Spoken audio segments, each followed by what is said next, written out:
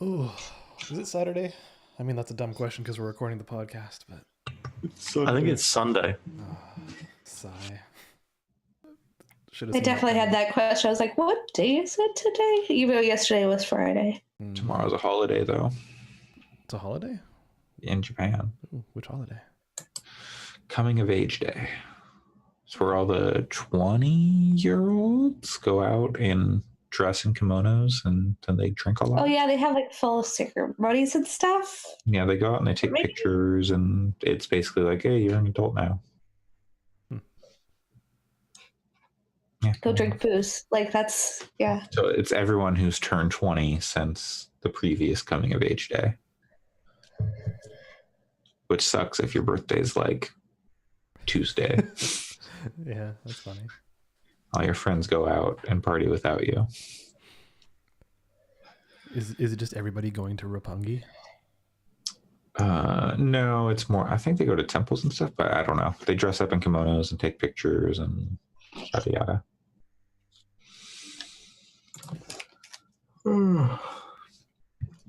Fiona's looking at something. She's probably looking at us, silently judging. I want to dress up in a kimono and take pictures. You should just like say, well, I didn't do a coming of age day, so I'm going to do it. The kettle is boiling. It is so loud. Good. What do I... Okay.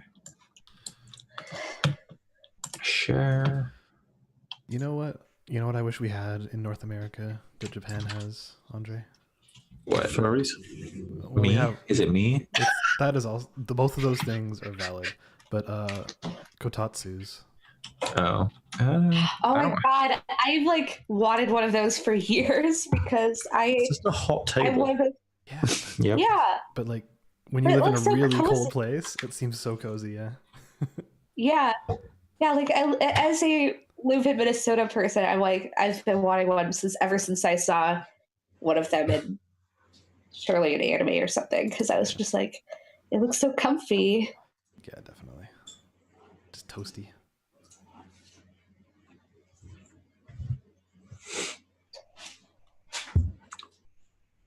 I could do with trimming my beard, really.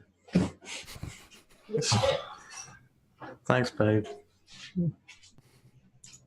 Okay, there we go. Get that shared. We could have a 2-hour discussion about the beard trimmer I picked up a couple weeks ago. It's pretty good. Really? Yeah. Oh, it's too late for an unboxing. Damn. Yeah. Well, I mean, I could put it in the box. It's in the box, so I can take it out. Yep. Someone finished, so I'm going to talk about the Resident Evil demo. Oh, I should probably put the video up for that then. Wait, Resident Evil 2 demo? The Resident Evil 2 one, yeah, for the remake. Okay. Yeah. There's someone speedrun it in 3 minutes. Oh my god. It's like a 30-minute time limit, but yeah. That's amazing. It's just part of the game. Do you know which part of the game? Like, did you play? It's yes, I played it. Sorry, did you play like original Resident Evil 2 though? Oh yeah, it's like I'll talk about it on the podcast. Okay, cool. Okay, let's see. So for episode 52, guys, 52. 52. That's a year. That's like a year of podcast episodes, not counting of the first ones. Yeah, that's 26 episodes of the Adventure Zone. Probably about 20. That's one way to put it, but okay. I have not listened to that many episodes of the Adventure Zone since we started this podcast. Okay. We're episode 52. Do you guys want me cam or cat cam? Because I can give you both. I mean, cat. That's totally reasonable. Here, I'll just. The cat's not doing anything though. I'll give you. Oh, I can easily give you guys cat cam because he's right there. Just chilling on the counter. Oh. Yeah, I know some people have no cats on surfaces rules, but we physically can't stop them. Yep. I same. feel like that'd be a very hard rule to enforce. I mean, One of so- my friends has no cat on the table rule, and she posts loads of pictures on her Instagram of like the cat with like one paw on the table, and like it's like Dexter, That's no, kinda it's not cute, allowed though. on the table. And That's cute, though. then I'd like turn around and both of my cats are sat on the counter next to me chopping and preparing vegetables. Like, Oh yeah. I just Yep. can't stop them. disgusting. Yeah, as long as they're well behaved, it's fine. All right. Gordon Ramsay wants you out of his kitchen. See you, buddy.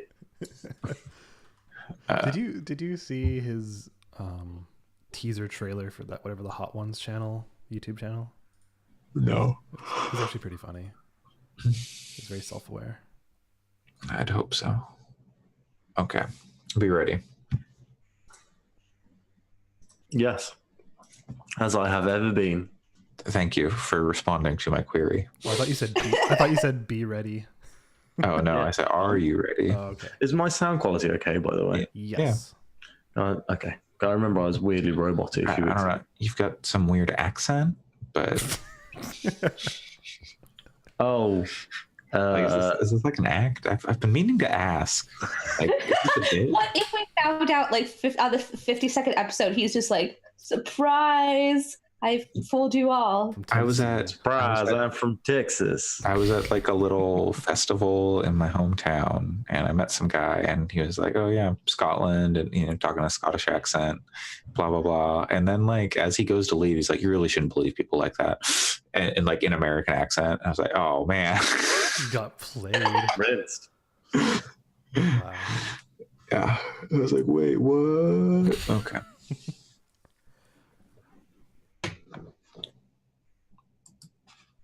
Hello, and welcome back to Gaming Fix, episode 52. That's a calendar year worth of episodes.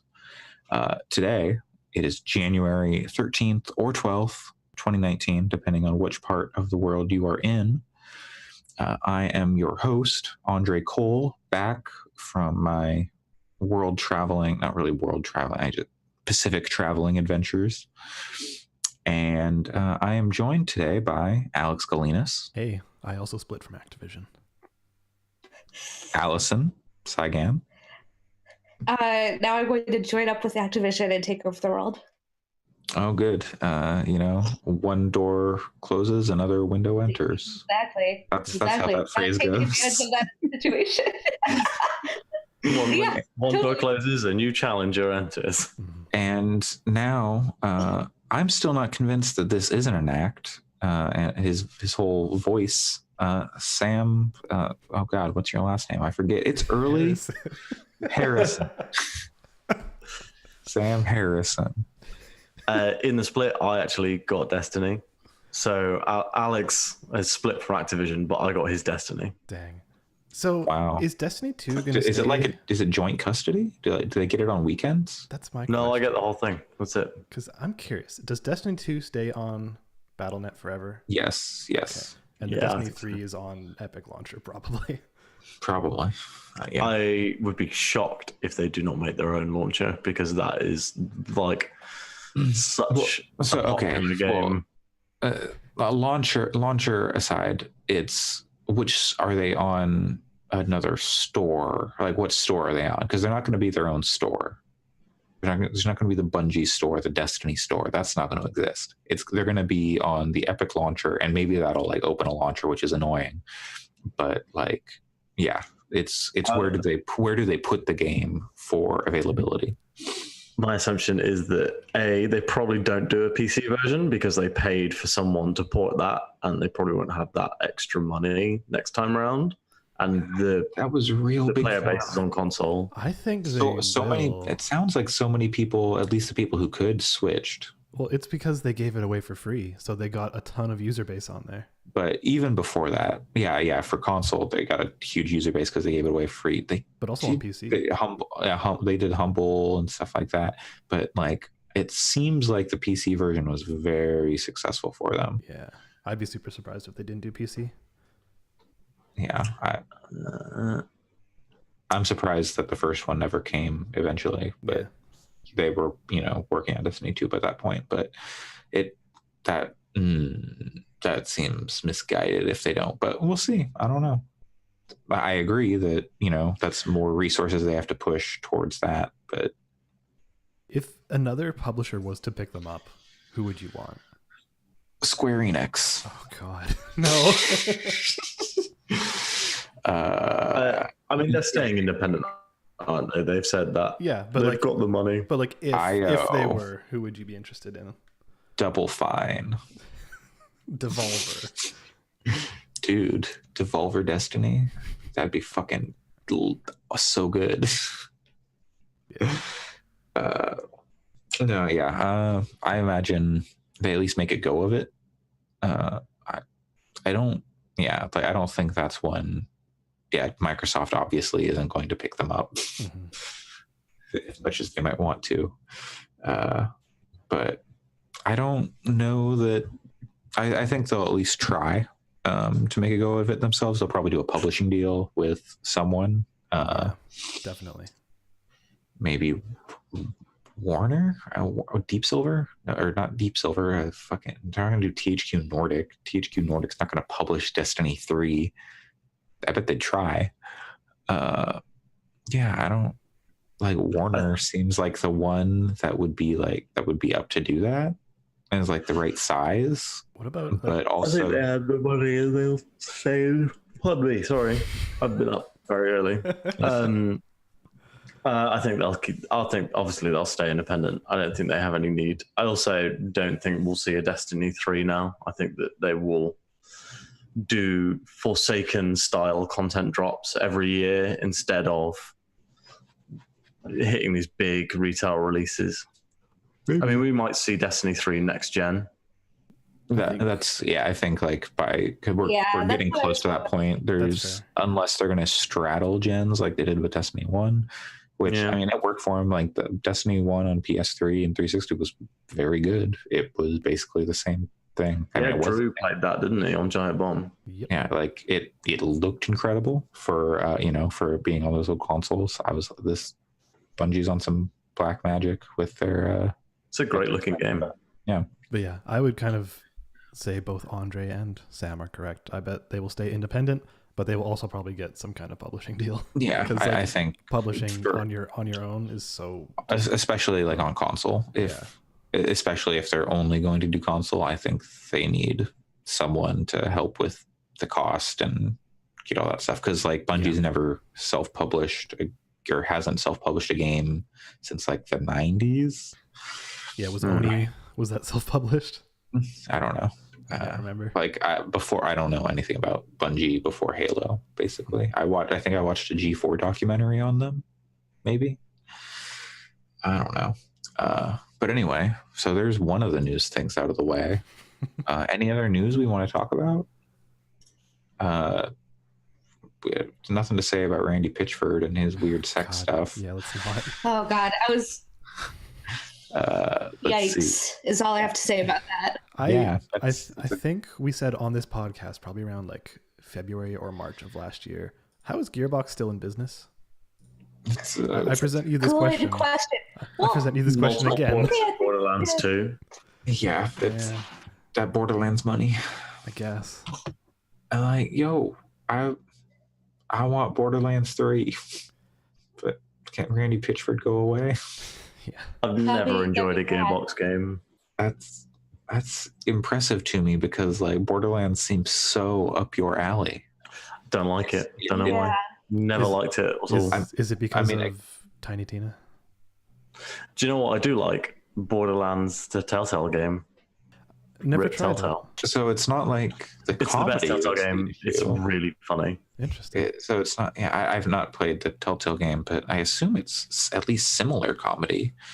Maybe not. Maybe it's better written because like it was really like, Borderlands 2 is like I don't hate it like some people, but I will admit that it's a little grating at times with the memes. Yeah, I think that it's just I played a lot of Borderlands and Borderlands 2. I think the thing that really got me into it was the whole the gameplay loop of like there are all these weapons, and I have to sit and organize all my weapons. There's a lot of loot, and that's why I'm surprised Sam doesn't like it. I've got 134 hours in Borderlands 2. Yeah, it's like Diablo plus Destiny. Yeah. Yeah. But with kind of crappy comedy. That's your opinion, man. But yeah, so that actually brings me to one of the games I've played. Go for it. Borderlands 2 VR. Really? Yeah. Oh, how's that? Cool. What the fuck? What? Is that good or bad?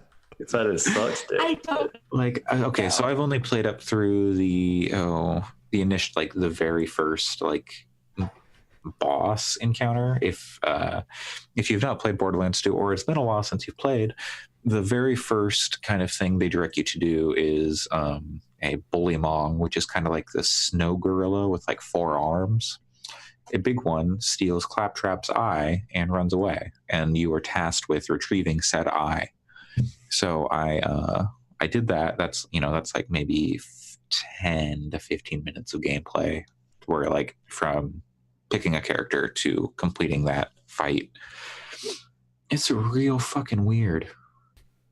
Like, so you use the move controllers and you point the left one, or you can switch it to your right if you're left-handed, but you point the left one and use like the center button on the move controller to teleport. No, that's wrong. You use like the X or triangle button to teleport, and you point and hold the center button to walk. So you can kind of point it wherever, and then you'll walk in that direction, but you can still look like ahead of you, but you can walk to the left. That sounds like an old adventure game. Click here, hold, walk. Maybe, yeah. But you're so like you've got 2 hands, but you can only really use one of them because the whole time I don't know. That's like the movement is kind of weird. Like I mostly just teleport, but since it's PlayStation VR, like if you can't really turn around, because then the camera loses the move controllers, which is unfortunate. So you've got like a quick turn on like the other move controller. So you hit like circle or X, and then you'll turn like 90 degrees, not 90 degrees, you'll turn like 45 degrees or something in that like to the right or the left. And so you have to the movement is very hard to deal with because there's enemies all around you, especially in that first fight, because they're all getting up close to you. And so like no matter where you teleport, by the time you teleport, but then you're facing the wrong way, and by the time you turn around, they're back in your face. That's interesting. So yeah, it might be okay on if you had like a better setup, like you had like an Oculus or like a Vive with like 4 cameras, and then like your wire above you, like then you could walk around, you could turn around like 360 degrees. That might be an okay way to play. But yeah, I'll put in some more time, because like I said, I only played like 10 minutes. Maybe I just need to get used to it. I'll look up some like tips from people who've played it, but it's rough. Interesting, because I mean, one of the big parts of Borderlands is circle strafing. Like, do you feel like you could circle strafe with this configuration? You could if like using the remote, you could just you walk to the side and you kind of point it around, and like I don't know if it changes based on where you're looking. So like if I point it to my left, I'm going to go left, but if I turn my head, I don't know if that's going to change my trajectory in the game. Interesting. Because it changes. Yeah, it's people are still figuring out movement in VR, which, hey, that's fair. But also with Borderlands 2, it's such a fast-paced game and there's so many enemies and so much going on that it gets a little much. So yeah, I don't know. We'll see. It's like the full game, but it's not as a DLC. No Tiny Tina's Dungeons and Dragons. Oh. Wasn't that well received? I liked it. I mean, people don't like Tiny Tina, but I enjoyed it. I don't have much of a problem with Tiny Tina personally, but I haven't played that game in a couple of years now. So yeah, that's one of the things I've been playing. anything else people have been? Anyone want to share anything? Any games? Sure. I mean, I got stuff. Well, wait, games? No. Oh, okay. Well, we've got other stuff. Yeah. Okay. Well, we can do other stuff. Do you want to talk about games that have been done quick? Yeah, we can talk about games that are. We can take this anyway. It's like jazz, baby. It's free form. It's all about the stuff you don't talk about. Dang. So yeah, I jump in here with the topic. I don't care. Allison, 2019, no rules. Allison, what have your top 3 runs been for GDQ so far? Oh God. Okay, so Alex and I have both been watching a lot of Awesome Games Done Quick, which is the annual speedrunning marathon, which goes on for a week, and it's very good. There's been a lot of really good runs this year. So it's hard to say what the best ones are, but I feel like the 1-2 punch of Cuphead and then Celeste was just kind of extraordinary because it was both 2 really fantastic runners showing off some really great skill in the game. And so those were just generally fun to watch from start to finish. Because a lot of the times I have AGDQ up as like background noise, but those were like I have to have my full attention on the screen because it was kind of incredible for some of those. And thinking about it, the weird one that I didn't expect to be one of my top ones, but I keep thinking about is the Mega Man X race. Oh yeah, which was a race of it was a relay race, wasn't it? 3 teams.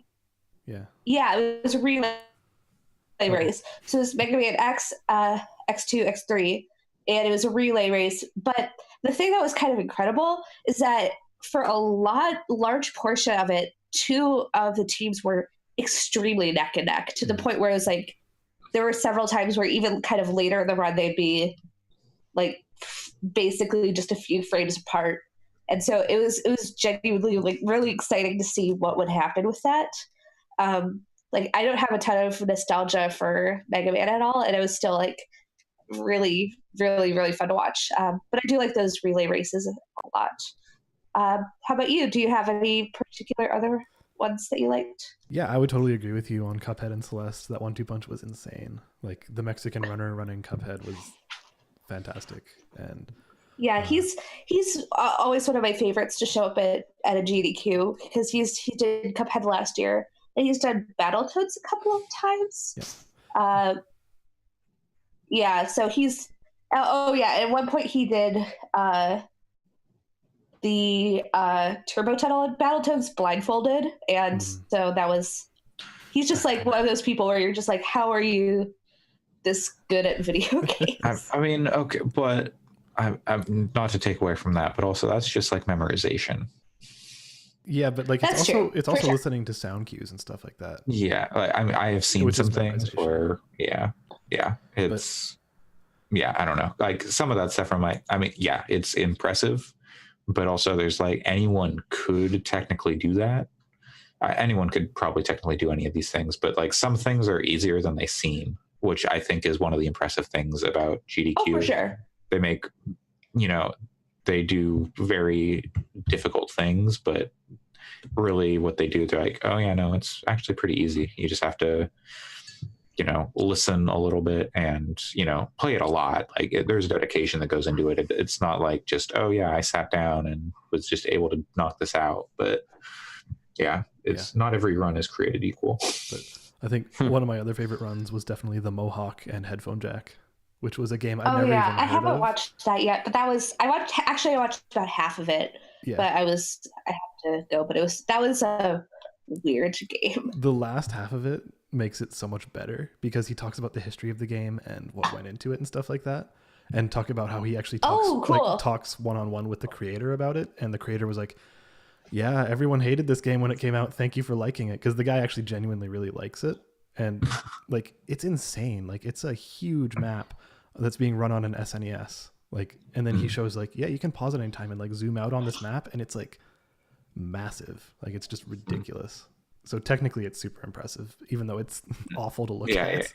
Yeah. It's the most absurd game ever. But yeah, no, that's good. another one thing of things that I really like about GDQs is when they do have that focus on more indie games or games that don't really have that same level of popularity or aren't as widely known, or sometimes when they do like fan games or like Kaizo games or stuff, it's just like the thing that I really love is when you get that feeling that everybody who's running on the couch just like loves this game so much, and it's really kind of extraordinary. Like watching the Celeste run in particular, you get the feeling that everybody there is just like, this game is great. It was so like thrilled to be doing it, which was really nice. Yeah, and it should be noted, I don't think we mentioned that this is a completely 100% charity event.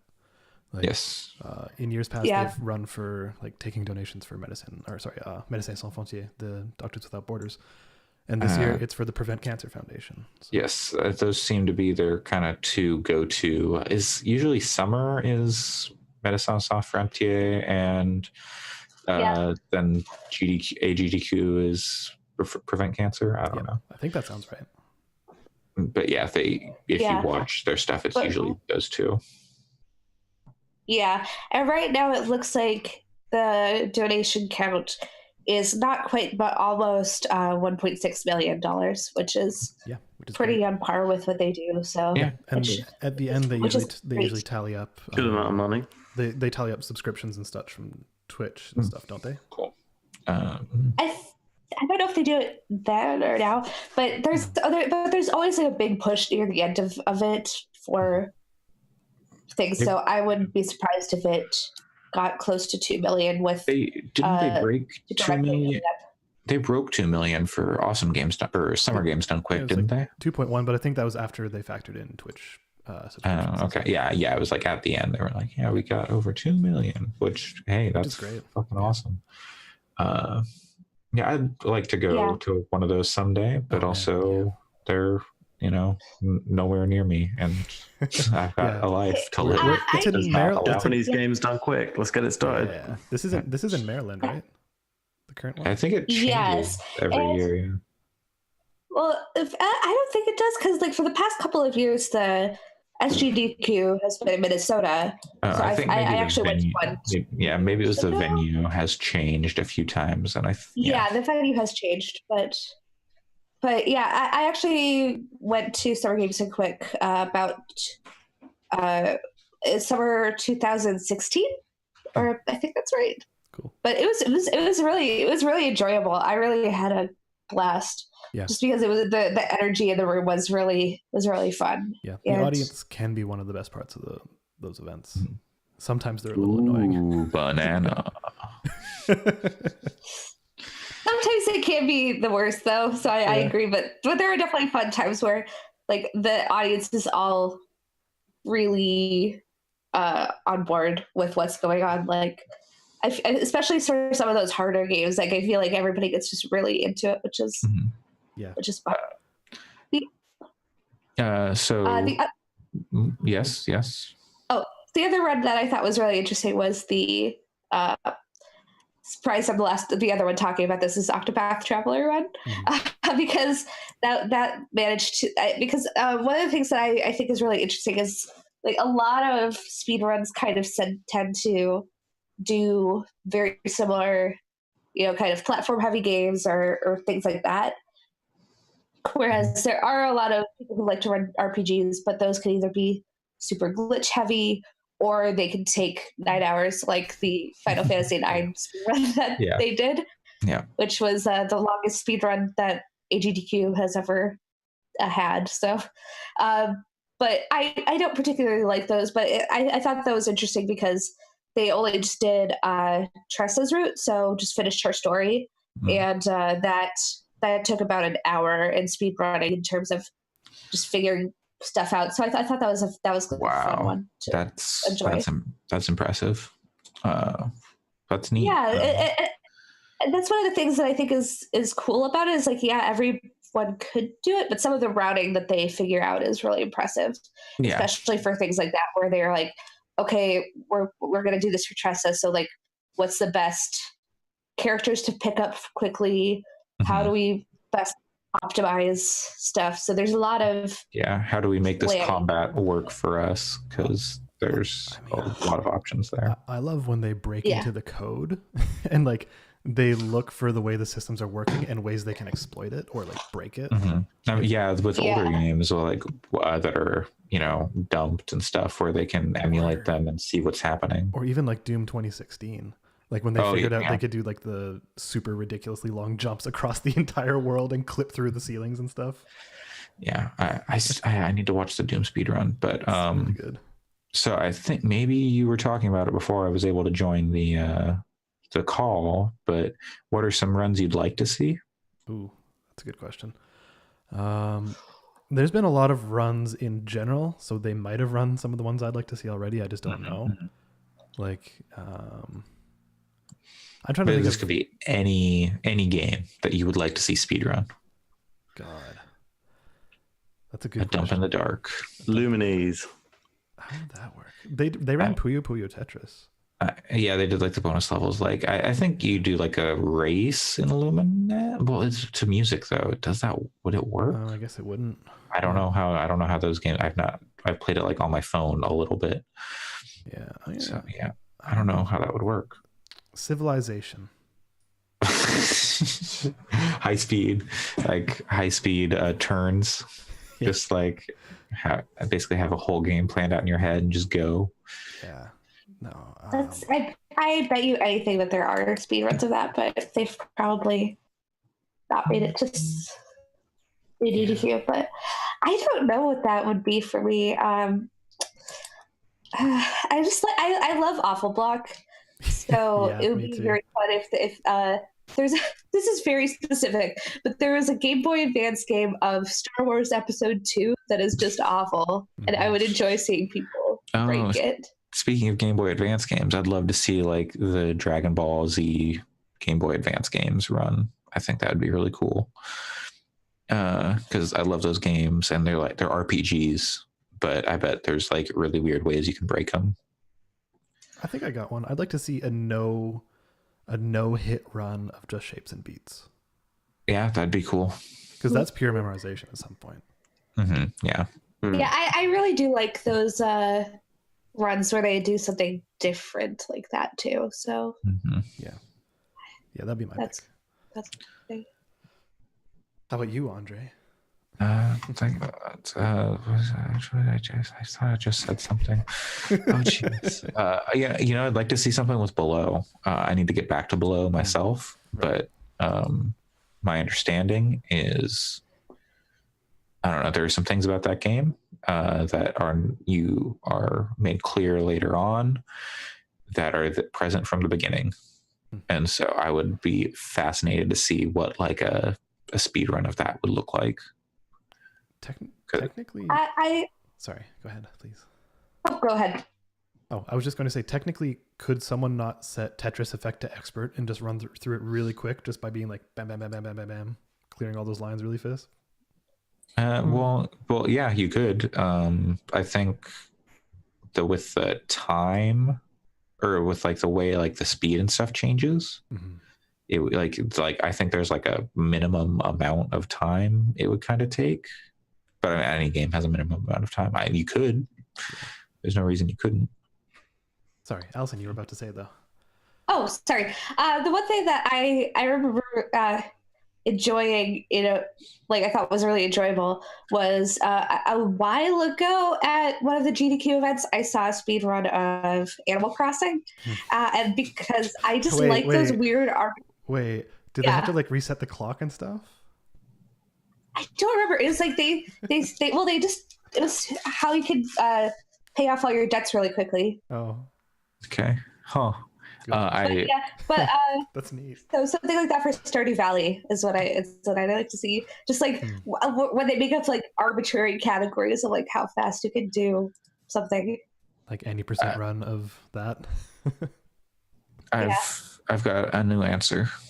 All right. It's multiple games, but the Nonary games. Oh. Yay. Or Danganronpa. I feel like at some point, aren't those just how fast you can tap through the dialogue? Yes, they are. But you just hold the right trigger and it just mega speeds through. There we go. Yeah. But yeah, no, I think like the Nonary games, there's the puzzles and stuff you have to get through. And so like, seeing someone solve those pretty quick would be silly just because sometimes they're real frustrating. But yeah, like I think they're the same every time. So it wouldn't be like an issue. Right. Like the codes never change. Yeah. And then, yeah, it'd just be, the trials going very fast and stuff in Danganronpa. It'd be silly. And then they would get stuck on that driving mini game. Yep. Yeah. And then you'd have to wait. Read some donations, please. Yeah. I don't know. GDQ is a great event, I think. Yeah. When we were talking about it in our chat, I kind of compared it to the Olympics, where I don't watch speedrunning all the time. I don't watch speedrunning streams, but it's just really nice for a week to watch the people who are the best at it get together and show off what they've been working on. I totally agree. I find it weird because I just don't watch speedruns at all except for GDQ. Yeah, same. I really love watching GDQ, but I'm not really that interested in speedrunning outside of it. It's just a really fun event to watch. Agreed. After Summer Games Done Quick, I ended up getting into like, some specific speedruns. Like I watched some Final Fantasy speedruns of 8. And let's see, I watched 8. I got into like Resident Evil speedruns I think I watched one for like every game except 6 because fuck. Like I don't hate 6, but Jesus Christ. That's too long. Funny. Yeah, I have a theory that the best watchability for speedrun time is about 45 minutes to an hour, where you can kind of get into it, but you at the same time it's like it doesn't outstay its welcome. Yeah, I think that's fair. Whereas then you have the 9-hour speedrun of Final Fantasy 9, and it's just like, no, thank you. I wonder when you go to sleep and you wake up and it's still going. That's actually exactly what happened. How about Xenoblade? That very well could. I imagine Xenoblade would suck. Oh god. Or Persona. I'm just looking all these up on speedrun.com. Like Persona, like you talk about so much text, and like Persona is incredibly text heavy, like even more so than Final Fantasy.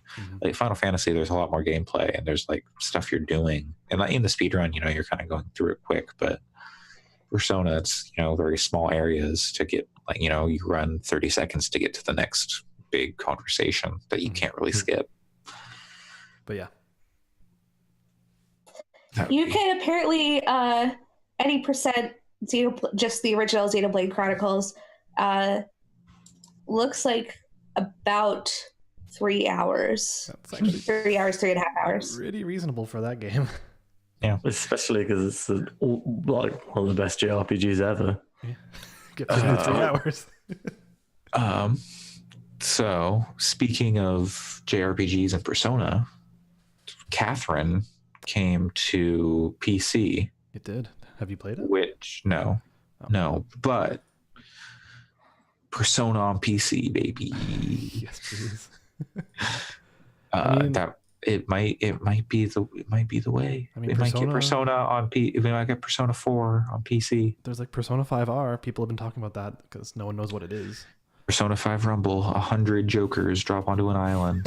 drop into a castle. Who can steal the heart? Yeah. I just hope it's a kart racer. Persona 5 Rumble, Persona 5 Racer, Persona 5 Redemption, Persona 5 Rhythm, Western, and it's a drumming game. Hell yeah. That fucking Persona, God, those dancing all night games. They make me so mad. Why? Because they're so bad. Who decided that it was an okay way to make a rhythm game? The music, it's amazing. The rhythm is terrible. It's the Hatsune Miku games, though, isn't it? That's bad too. I'm not here to say Hatsune Miku is a good game and Persona games are bad. Wow. Both terrible ways to make a rhythm game. That's great. Absolutely trash. I think we should shut this podcast down, as Andre's just badmouthed the patron saint of gamers, Hatsune Miku. Yeah. I'm sorry, but it's not her fault. if you think like, you know, of the traditional representation of the conscience in all gamers, there's like Heath Ledger's Joker on one shoulder and Hatsune Miku on the other. Yeah. That's. But the Joker is the angel in that case. Yeah, he's consistently saying "Rise up." All gamers. God. You know what's a good rhythm game? What? Beat Saber. Yeah, do you want to jump into Beat Saber? Yeah. Okay. Yeah, we'll talk about Beat Saber because I'm the only one who's played video games apparently. I've played a video game. Yeah, it's also been multiple weeks since I've been on the podcast. This is true. I am still actively playing Beat Saber. Yeah, we rose up while you weren't here. Shit got real. Okay, I'm glad. I was worried that this dough I had left would not rise. That's the last time I'm going to make that joke. Please, everybody, stop me from doing it again. Okay. Will do. Can we kick Sam from the call? Yes. Okay, you can. I can't. But so Beat Saber. Was it your first time with Beat Saber? Yes, this was my first. So for Christmas, I got the Borderlands 2 Beat Saber VR bundle. I asked for the Moss Astrobot one because like it was cheaper, and also those are two games that I like. I was like, okay, everyone's talking about these games, but then my mom got me the Move bundle because she's like, well, I thought you'd want the controllers. I don't think you'd like the Beat Saber. But I was like, oh no, I heard it's good. But and that turns out to be the game in that bundle that I actually like. It's, I think Erica talked about it. You've got, last year. So yeah, you use whatever, it's on PC too. So you use whatever motion controller you have. So the Move controllers for PSVR, and you've got blocks coming at you with arrows on like the sides of the blocks, and you are supposed to hit the arrow with the wand that matches the color. So it's pretty simple to start out. You're just like, yep, okay. I just like swinging my arms up and down, left and right. But what they don't tell you, as far as I know, is the more you like, the wider arc you have on your swing, the more points you get.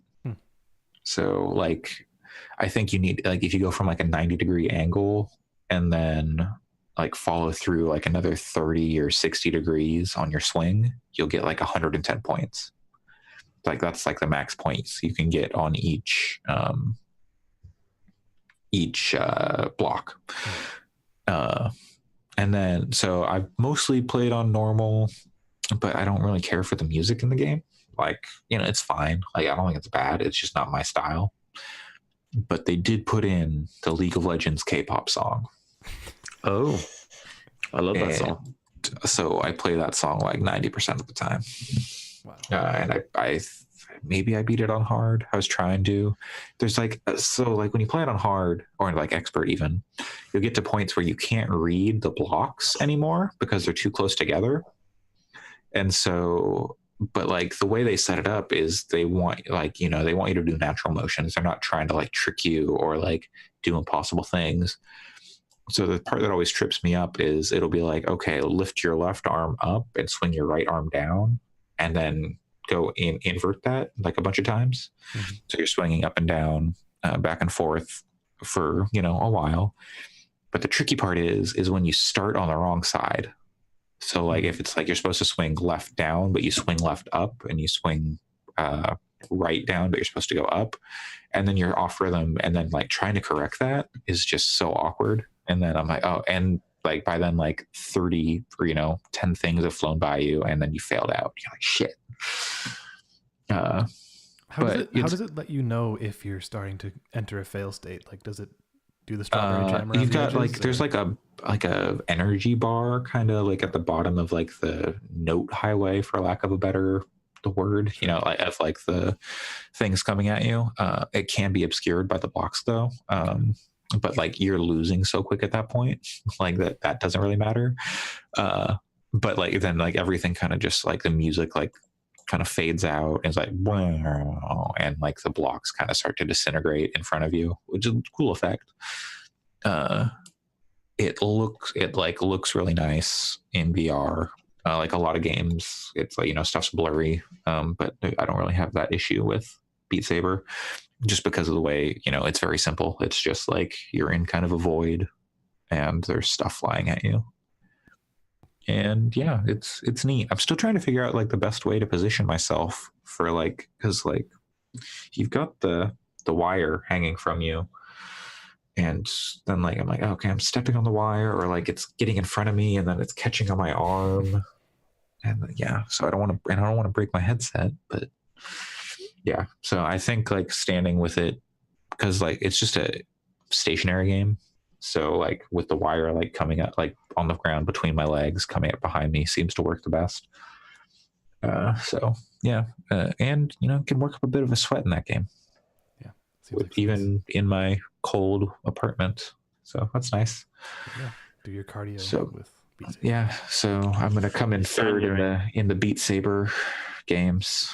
Like new year, new me. Yeah, I'm Sam inspired me, so it's my fitness plan is Beat Saber.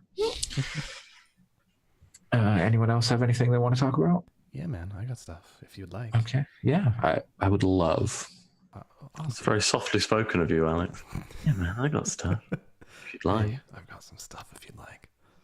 But yeah, no, I've been kind of taking a breather from games, more or less, just because like there's not really anything coming out that I'm particularly interested in until about early February, which is Trials. But in terms of games I have played, I have been continuing with the Pixel Puzzle Collection, aka Konami Picross. I picked that up. Yeah, I love it. I'm up to the 15x15 and 20x20 boss levels, and they're great. Like I'm no good at this game. Yeah, like you can spend like half an hour on one if you really logic it out. It's fun. So I don't know. I like Picross. Yeah. Other than that, I've been watching stuff, AGDQ, but using that normal gaming time to do a bunch of other stuff. Halfway through a book, finished another anime series, and started listening to a really good podcast. So I can talk about two of those if you want. The book is good. It's about George Price. That's it. I can talk about it when it's over, maybe. And then the show I've been watching, or that I finished rather, I actually watched it twice in 1 week because it's really good, is an anime, of course. And it is called Laid Back Camp. So Jeff Gersman talked a lot about Laid Back Camp. Did he actually? I didn't hear that. He mentions Laid Back Camp. He doesn't talk about it a lot. He mentions it a lot. Where did he talk about it? I didn't hear it on the podcast. All Systems Goku on Professional Fridays. Okay. I haven't listened to that, nor have I watched Non-Professional Fridays in a while. So that's great. Yeah. It comes awesome. up once in a while. Okay, yeah, it's excellent. I would directly recommend it to Allison. Like, no question. It's just super wholesome and relaxing. It's just a really good show to chill out with. And I don't know, man. It's the watching equivalent of sitting down with a nice like mug of hot chocolate on a really cold day. So that sounds good. Yeah, it's really excellent. It's so now good. I want hot chocolate. Yeah, man.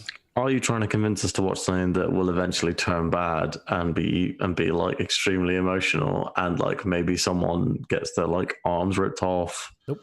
Like other things you've tried to get us to watch. No, I would say it's very not like that. Actually, surprisingly, successfully got us to watch. Yeah. In retrospect, if I would have chosen Land of the Lustrous instead for that watch. But Land of the Lustrous. Yeah. That's I talked about that last week. It's also really, really good. But no, this show does not take that turn, which I was actually talking with Cheska about this. It's so weird that my 3 favorite shows from last year were all comedies and like really cute slice of life, which is weird for me. Like this and A Place Further in the Universe and Hinamatsuri were all comedies and cute with no dark murderous intent. There's enough dark murderous intent in the real world. Yeah, man. You sometimes for the cute, cuddly, nice life stuff, you need to go into anime. Yeah, you just need to look at stuff that's like, we got no predispositions towards the political climate right now. We just want to go camping. Yeah. So yeah, I would be real laid back about it. Yeah, man. Speaking, like, this is just a quick aside. Go for it. Nailed it on Netflix.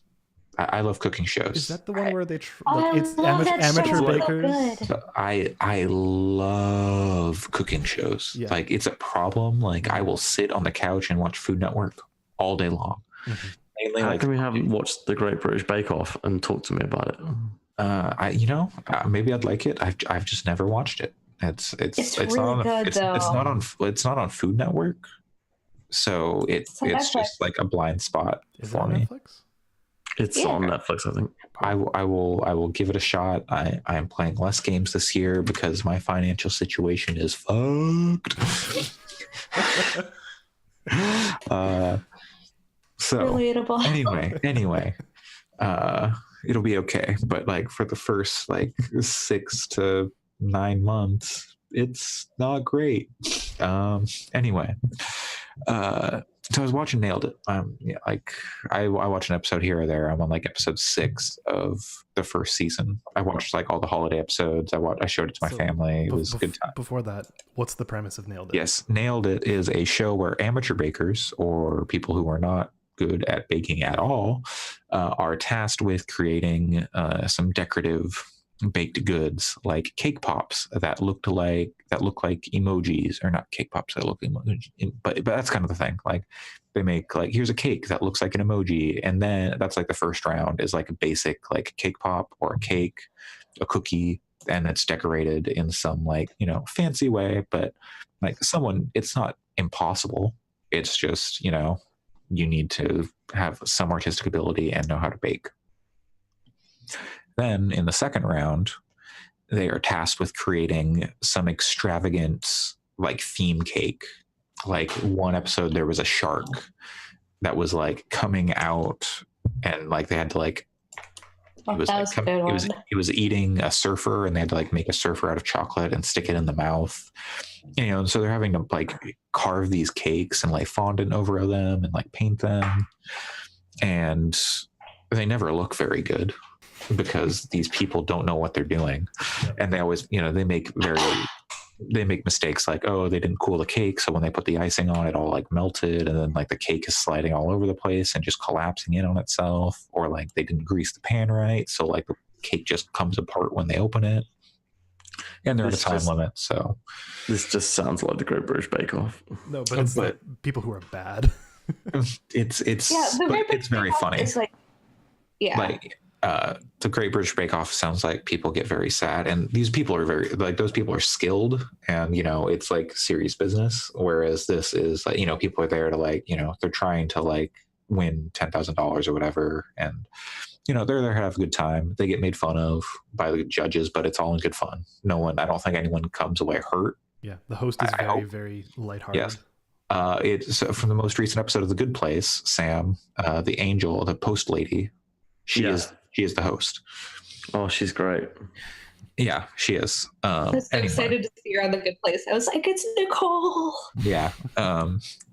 Anyway, so this is a whole roundabout way. It was supposed to be a quick aside. Nailed it. Very good. But episode 6, I watched like the first bit. The first challenge was like, oh, they have to make cookies that with their own face on them. And so, like, because they were like the like show, like before the episode, they made these cookies and decorated with each of the contestants' face, and then the contestant had to make the cookie with their own face. Mm-hmm. The second round, they had to make the cake. They had to make was Donald Trump. Yeah, to be honest, I turned the episode off. I was just like, wow. No, I'm not. No. Yeah, it just. Why you gotta do to me like that? Nailed it. I'm ready to make bacon great again. Wow. There was no bacon. It was disappointing. Wow, what? I don't know if I saw. I thought I watched the show, but I don't remember that episode at all. Because I remember they had to make like space stuff. They had to make the planets, and that was maybe an early episode. Was it a different season? Maybe it might have, like, season 2 just came out, I think. I don't know. I don't remember. It's been a slow burn, but I think it's season 2. There's a big 2 on it now on Netflix. So anyways, yeah, that show's good. Have you seen Zumbo's Just Desserts? No, I don't watch enough. I don't like if it's not on TV and it's not just rolling. Like I'm less likely to go and like click on it myself unless it's like Cutthroat Kitchen, but that got taken off Netflix. Oh my god, I love Cutthroat Kitchen so much. That show is bananas. It's great. Yeah, Zumbo's Just Desserts is also on Netflix and it's excellent. Like I would say it's probably one of the best of those. Oh, well, Laid Back Camp is real good. And then the other thing I recently started getting engaged with was Alan Alda's podcast, which is called Clear and Vivid. And I don't know, I try new podcasts all the time. Like just kind of listen to 1 or 2 episodes and then usually they either hook me or they don't. Most of the time they don't.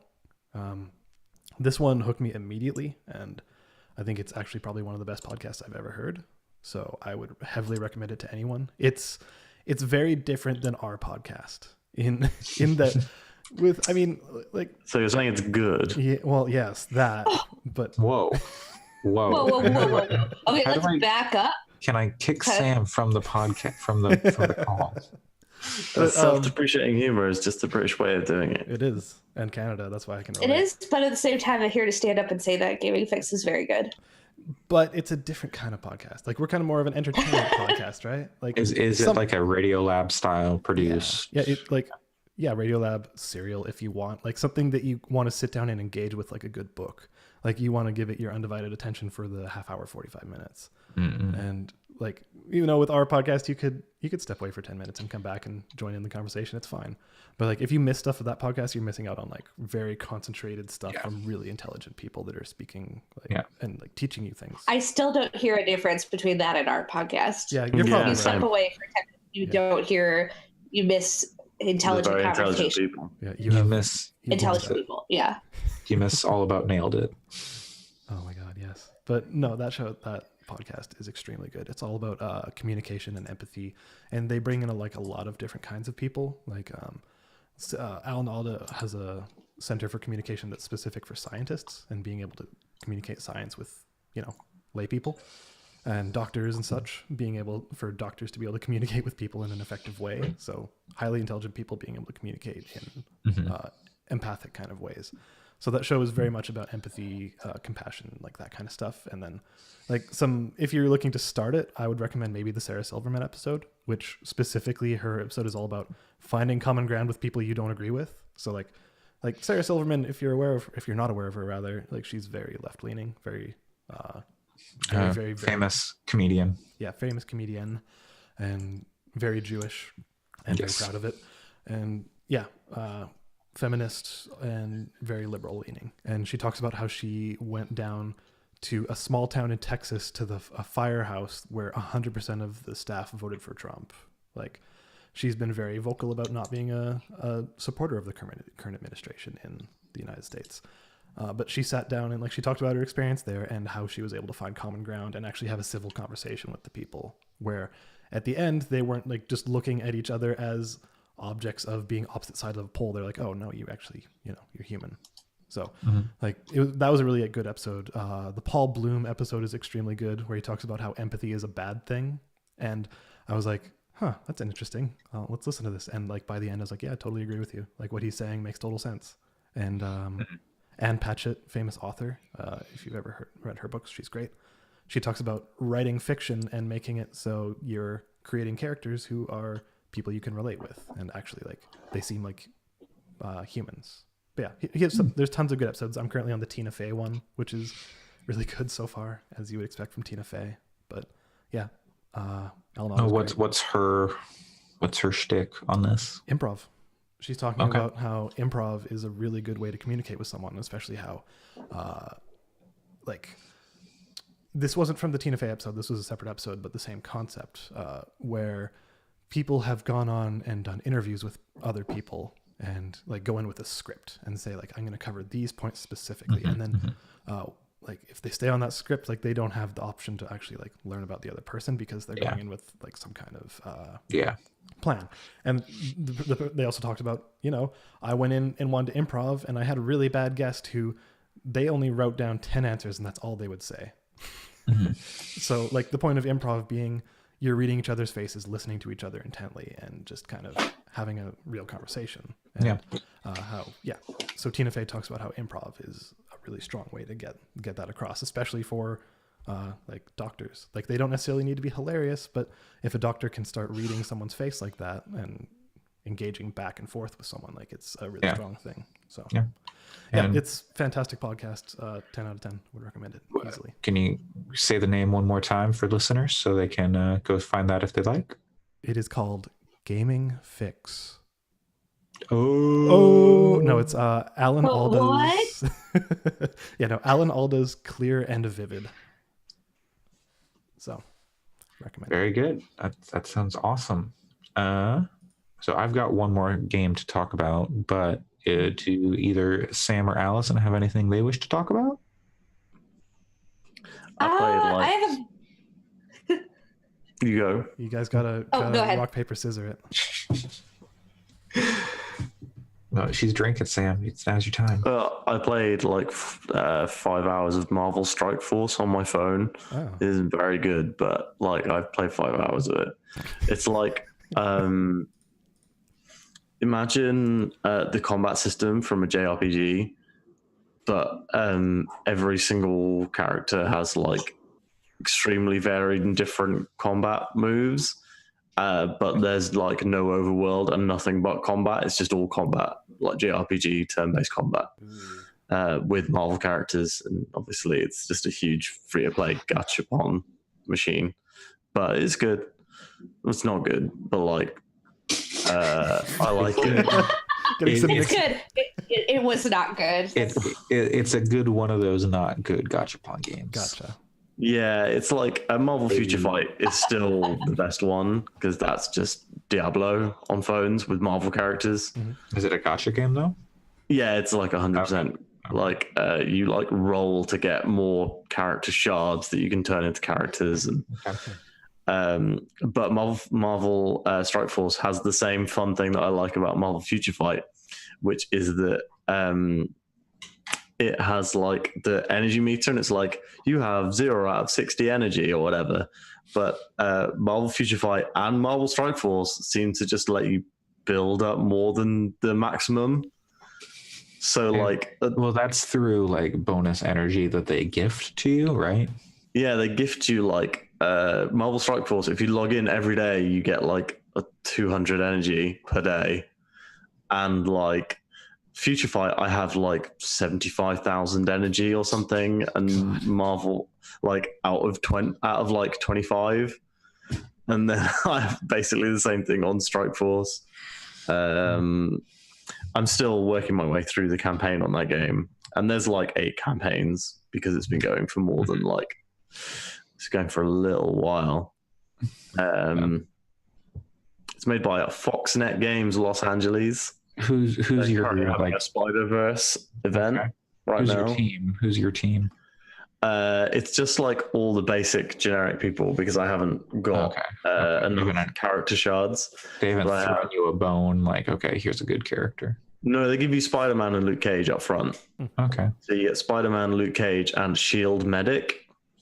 And what? So I have everyone's favorite Marvel character, Shield. Yeah, I've unlocked Punisher, Crossbones, Elektra, and Shield Operative. Medic. Shield Operative. Okay. Oh, okay. Shield Operative. Got it. Yeah. Amusingly, you can't play with Elektra or Crossbones in the campaign because they're villains, but you can play as the Punisher. Anti-hero. Yeah. Okay. I'm quite close to unlocking Doctor Strange. Okay. Is it a set progression? No, you get orbs, and the orbs will have character shards in, and you need a certain amount of character shards to. Okay. So the character shards are for specific characters. Yeah. Okay. I can't open an orb right now. My next free orb is in 46 minutes. Okay. Well, we'll stretch. Allison, you've got 46 minutes. I have also ordered a pizza, so I'll need to leave eventually too. I don't have a lot to talk about though, because I played a lot of Smash, which is still very good.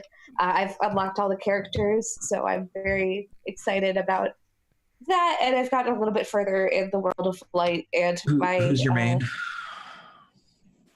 Zero Suit Samus. Okay. I haven't gotten her yet in World of Light, but she's my main otherwise.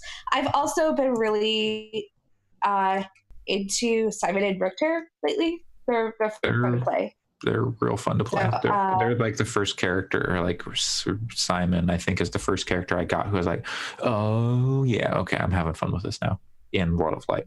Yeah. I feel like all of his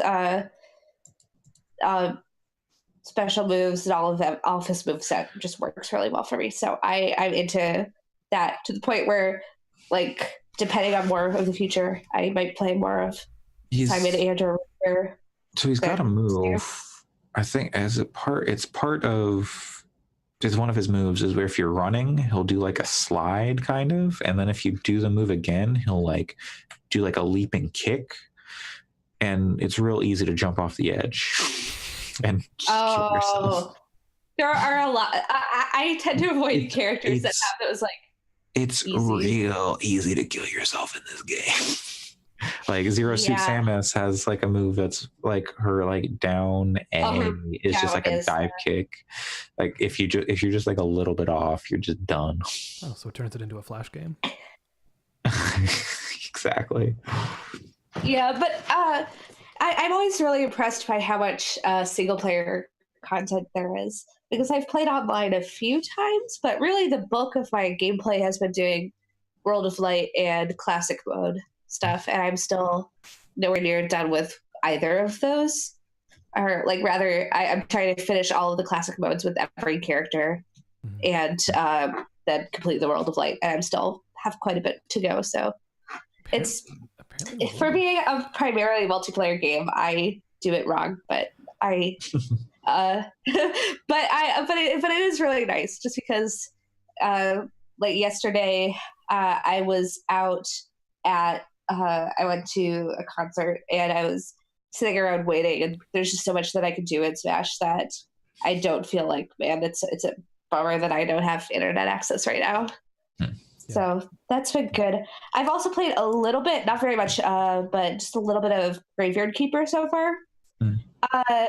It's fun so far. It's an interesting game. The only thing that it's making me feel is that it makes me feel a lot more appreciation for how good Stardew Valley is, which is probably not what they want, but Stardew Valley is so well designed, I feel like. And I feel like there's just a lot of stuff that I wish was a little bit different in Graveyard Keeper in terms of like quality of life stuff.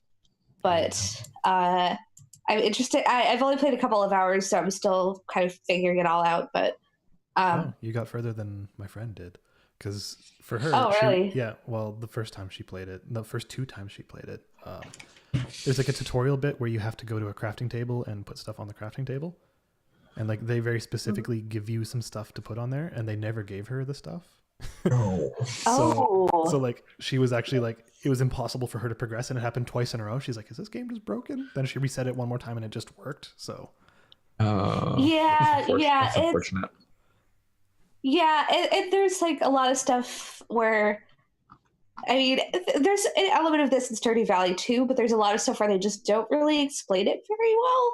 So it's like, for example, you have to like one of the first tasks you're given is the graveyard you're given is super needs a lot of repairs, and so it's basically like you need to bring up the level of your graveyard enough so that you can open up the church and restart a lot of it.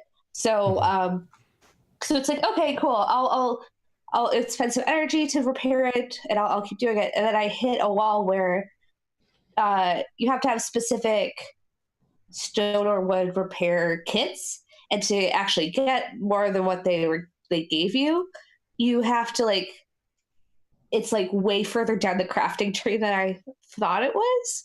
And it's like, oh, here's all this materials that you don't have. And then I looked up one of the materials, and apparently you don't get that material until after you finish this, because you get that material from talking to the bishop who gave you this task.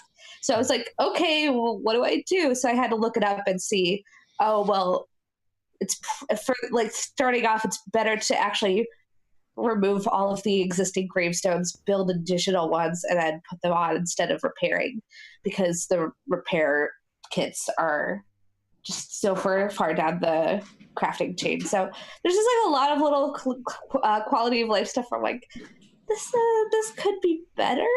But I really do like those kinds of life sim games, and I wish there were more of them. So it's already getting me a little bit hooked in it, just purely because I'm like, give me more of these games. I've already played too much of Stardew Valley that I need something new.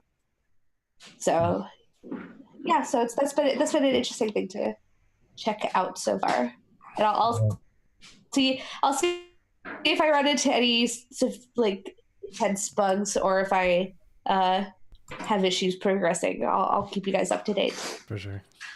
All right. Well, now for the coup de grace, the final game, I think, on this episode of Gaming Fix. I played the Resident Evil 2 one-shot 30-minute demo. Ooh. Yeah, hold your applause, please. Thank you. I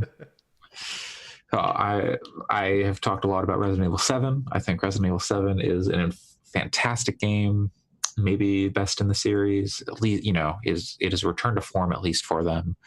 Agreed. Resident Evil 2 is maybe my, like, of those classic Resident Evil games, is probably my favorite of like the original, like the initial 3 or 4 if you count Veronica. Sure. And they are releasing a remake, like a full-fledged remake, later this month. And this is more of a remake than even the Resident Evil 1 remake, which was on GameCube. So that was like even just shortly after. So, so it's basically the same kind of game. Whereas, I guess this Resident Evil 2 is still the same kind of game. You're still it's third person instead of fixed camera angles. No tank controls. No tank controls, thank God. But it is a retelling of the Resident Evil 2 story with some minor differences, it seems. I don't like what they did to Leon's face. It's too soft, like too round. I feel like I like Leon from like 4 and like 6. I think he's rugged, he's handsome. Now he's a baby face, and it's too much. Well, now he's ultra rookie cop. Yeah, rookie cop Leon S. Kennedy, not bodyguard to the president Wayne S. Kennedy.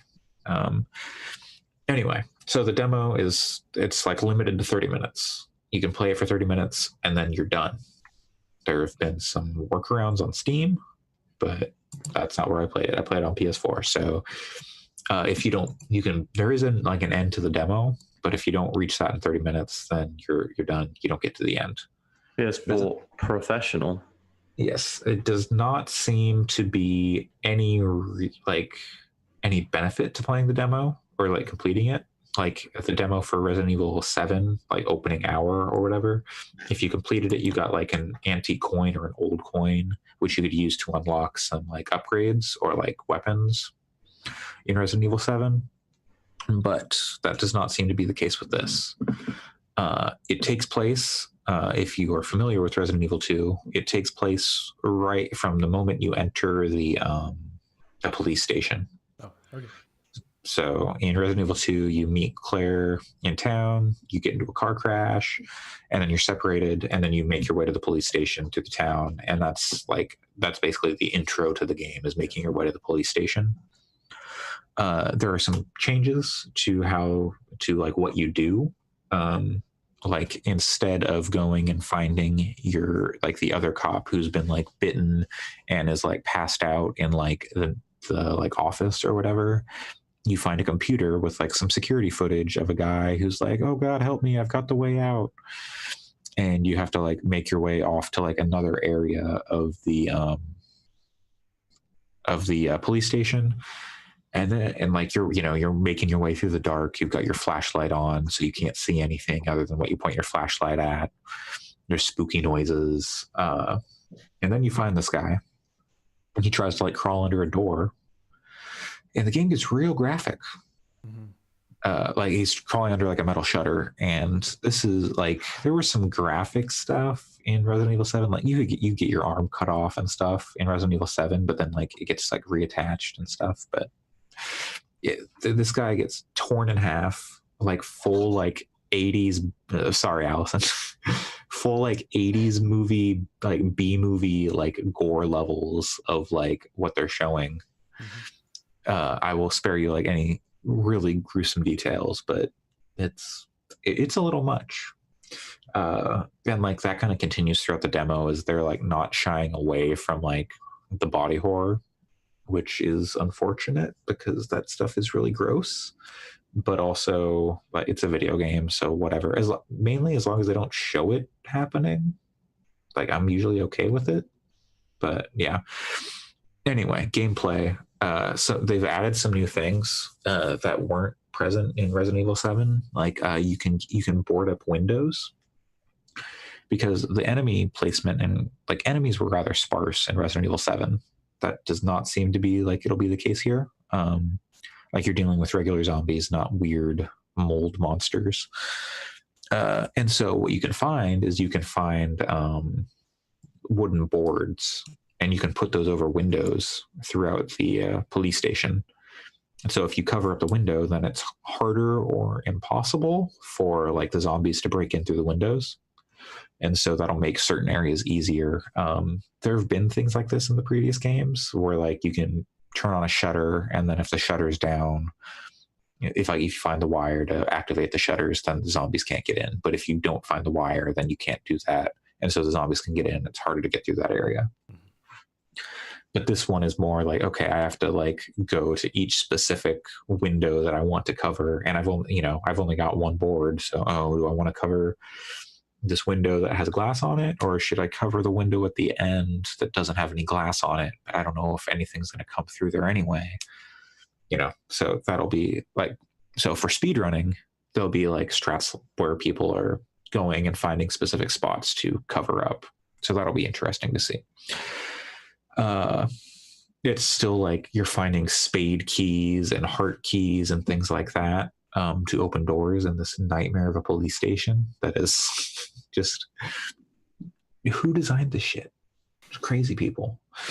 Like literally, they're unwell. They've done terrible things.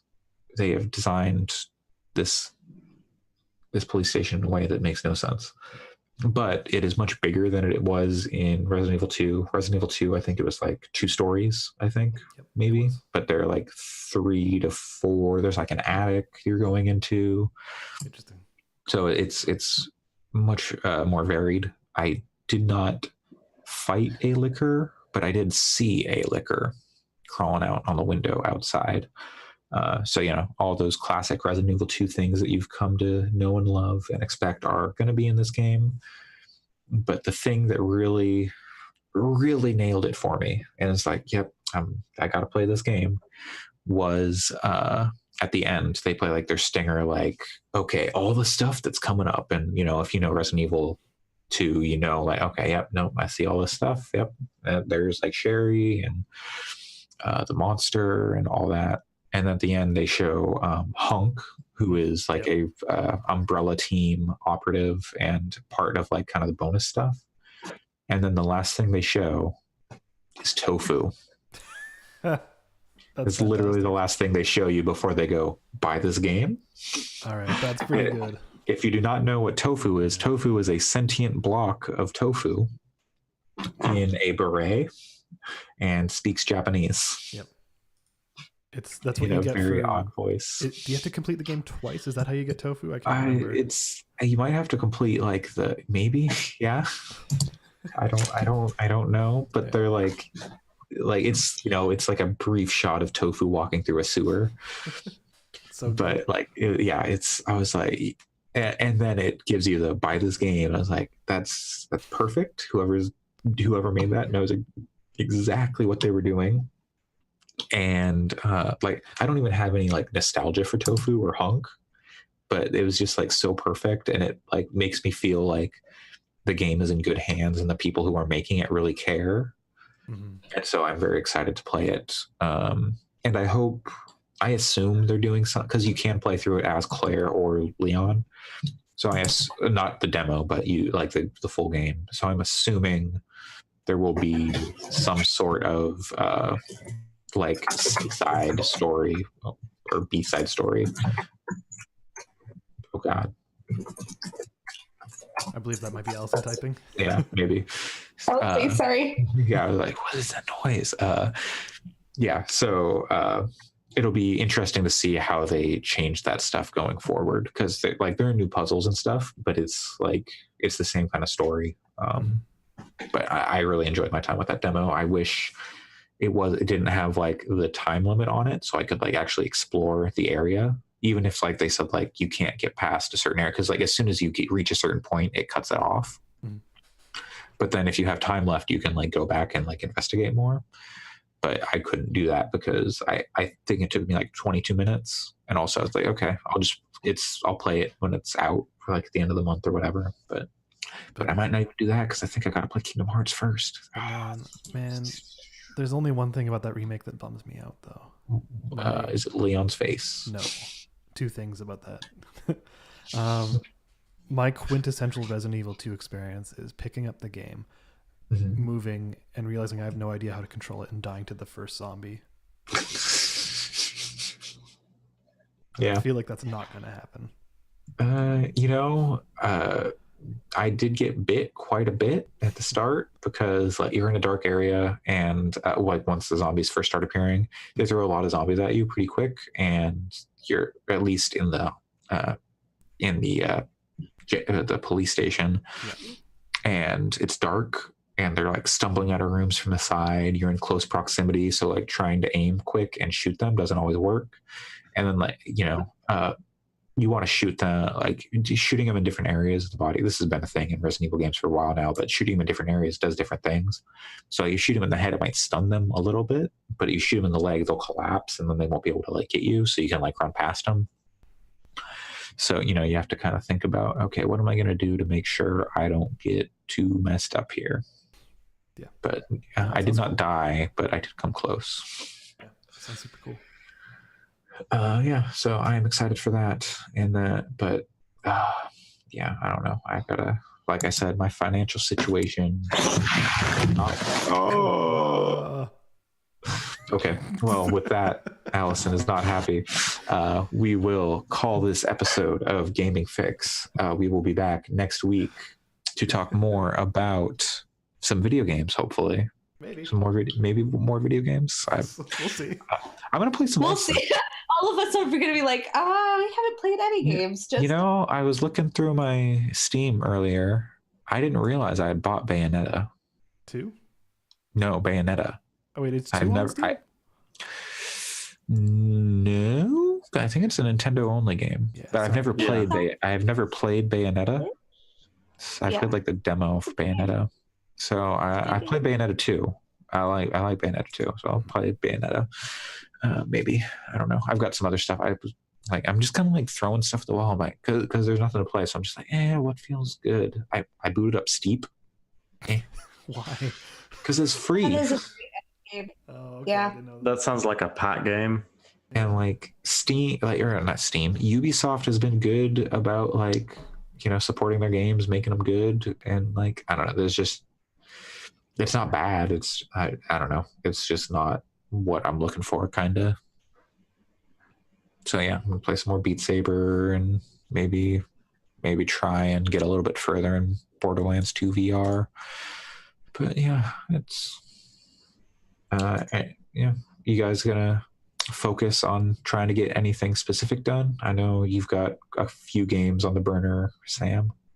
Yeah, I have every game that everyone loved from last year to play. And some games people didn't love. Yakuza and Hitman 2. Mm-hmm. Okay, so you're Red Dead. Okay, yeah. You should probably just focus on one of those because at least 2 of those are story-heavy games. Yeah. I think Red Dead might be my focus in on because I'm quite far into it, and I feel like if I play a lot of Yakuza, I might go back to Red Dead and be like, why can't I kick these guys? Yeah. That's that would have made that game better if I could just like drop kick people. Allison, what are you looking for? A bicycle. What are you looking to do? I don't know. I'm not sure what I'm going to be playing this week. We'll see. Okay.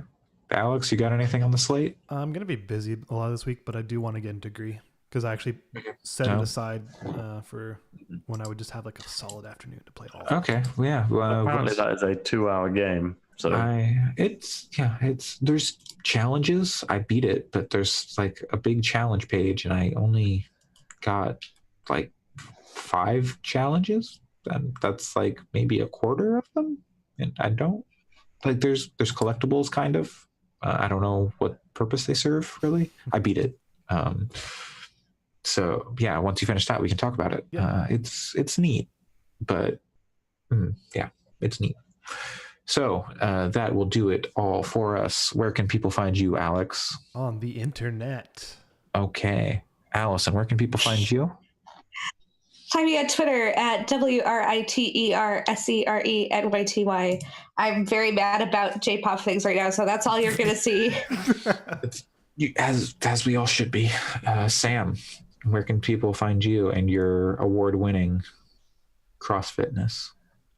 You can find me on most social media platforms at SGCH, and you can find my website, sam.church. Sam.church? What? Yep. Oh, okay.